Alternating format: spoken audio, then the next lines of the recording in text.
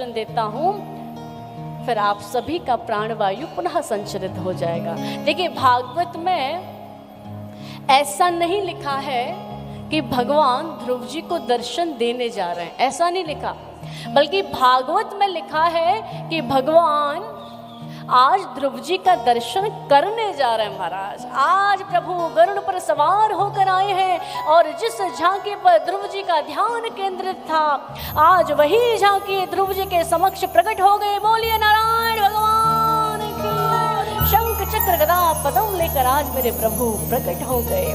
आज ध्रुव जी ने हड़बड़ाकर आंखें खोली हैं तो देखा है साक्षात नारायण भगवान खड़े। महाराज, आचार्य शुकदेव कहते हैं, राजा परीक्षित, तुम जरा इस झांकी का दर्शन करो कि एक छोटे से बालक के सामने चतुर्भुज रूप में आज श्रीमन नारायण खड़े हुए हैं, मंद मंद मुस्कुरा रहे हैं। प्रभु,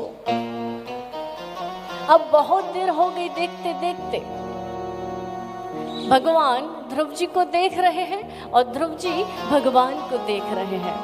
ना तो भगवान कुछ बोल रहे हैं, ना ध्रुव जी कुछ बोल रहे हैं, बस दोनों एक दूसरे को देख रहे हैं। अब जब बहुत देर हो गई देखते देखते, तो भगवान ध्रुव जी को देखकर थोड़ा मुस्कुराए।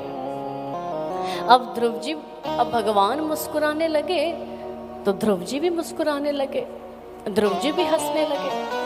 अभी दोनों की हंसी को देखकर आकाश मंडल में जितने देवी देवता थे ना, वो सब हंसने लगे, सब मुस्कुराने लगे।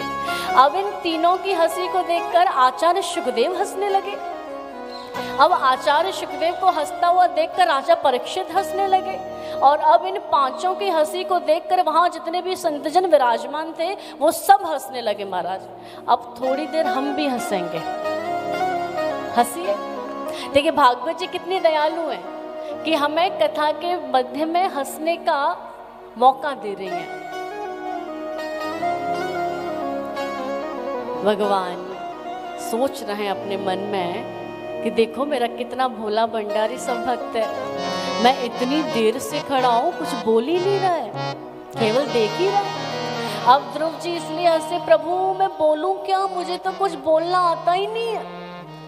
देवता इसलिए हंसे, अरे ध्रुव, अगर ऐसा मौका हमें मिल जाता ना तो भगवान से मांगने की बड़ी लंबी चौड़ी लिस्ट तैयार कर लेते।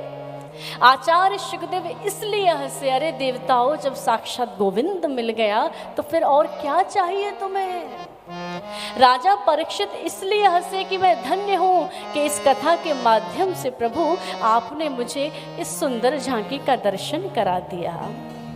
और हजारों संत इसलिए हंसे कि परीक्षित तुम धन्य हो कि तुम्हें शुकदेव जैसा वक्ता मिला है।